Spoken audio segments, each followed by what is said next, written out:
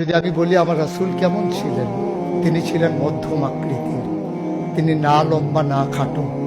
তিনি কখনো বা যখন হাজারো মানুষের সামনে দাঁড়াতেন, বিদায় হজের সময়ে 1,40,000 সাহাবা যখন ময়দানে, তিনি যখন আস্তে করে উঠে দাঁড়ালেন, ওনার চাইতে অনেক লম্বা লম্বা মানুষ থাকার পরেও অবাক বিস্ময়ে সবাই তাকিয়ে দেখলো সবার উপর দিয়ে যে মানুষটির মাথা মুবারক দেখা যায়, তিনি নবী মুহাম্মদুর রাসূলুল্লাহ সাল্লাল্লাহু আলাইহি ওয়াসাল্লাম।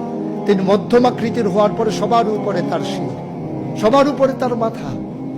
সবাই অবাক বিস্ময়ে তাকিয়ে দেখলেন তার চুলগুলো হালকা হালকা কোঁকড়ানো। তিনি কখনো বা যখন চুলের ভিতরে তৈল দিয়ে আছড়াতেন, অবাক বিস্ময়ে মানুষ তাকিয়ে দেখতেন, মনে হতো চুলের মাঝে যেন মৃদু মন্দ ঢেউ দেখা যায়।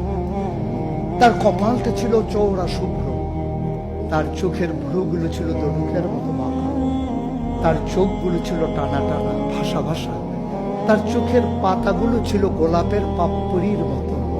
তিনি কখনো বা যখন চোখের পলক ফেলতেন, অবাক বিস্ময়ে মানুষ তাকিয়ে দেখতেন, মনে হতো মৃদুমন্দ বাতাসে গোলাপ পাপড়ি দোল খাচ্ছে। তার চোখের সাদা অংশ ছিল রক্তিমাভ সাদা, কালো অংশ ছিল তার কৃষ্ণ কালো।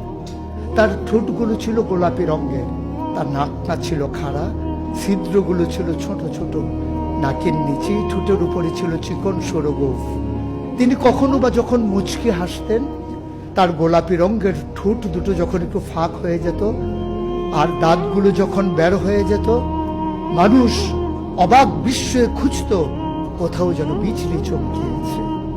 তিনি যখন প্রচন্ড গরমের মাঝে ঘেমে সিক্ত হতেন, কপালে তার মুক্তার দানার মতো ঘাম জমে যেত।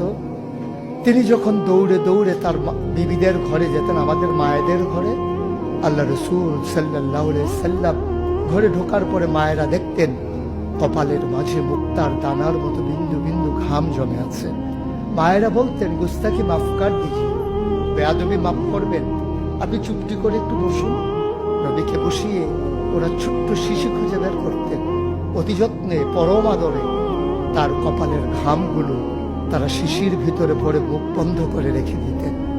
ঈদ যখন আসতো, বিয়ে যখন হতো, জমানো ঘাম তারা আতর হিসেবে ব্যবহার করতেন। এ নবী তো সে নবী, হেঁটে গেছেন 1 মাস আগে রাত পথ ধরে, যাওয়ার পরে তিনি তো চলেই গেছেন। 1 মাস পরে যখন আবার ওই পথ মারিয়ে কোনো এক সাহাবা যাচ্ছেন, স্থানীয় বাসিন্দা যারা রাস্তার কিনারে যাদের ঘর, তাদেরকে ডেকে বললেন, ভাইরা, এ পথ দিয়ে কি আমার নবী হেঁটে গেছে কখনো? বলেছে, সে তো 1 মাস আগের কথা, তুমি বুঝলে কেমনে? মুচকি হেসে সাহাবা জবাব দিলেন, হেঁটে গেছেন 1 মাস আগে, কিন্তু আজও সেই পথে নবীর গায়ের জান্নাতি গন্ধ পাওয়া যায়। এ আমার নবী, এ আমাদের নবী, আমাদের গর্ভের নবী। কেন পাঠালেন নবীকে? লাকাদ কানা লাকুম ফি রাসূলিল্লাহি উসওয়াতুন হাসানাহ। তিনি মডেল, তিনি আইডল, তিনি আইকন, তিনি অনুপম আদর্শ, তিনি আমাদের জন্য উসওয়াতুন হাসানাহ। তিনি পথ দেখিয়েছেন কেমন করে একটা ছেলে তার মায়ের কাছে ভালো সন্তান হতে পারে।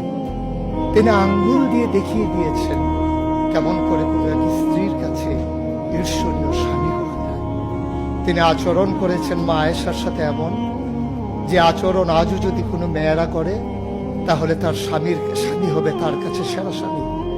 শুধু সেই স্বামী তার স্ত্রীর সাথে সেই ব্যবহার করে।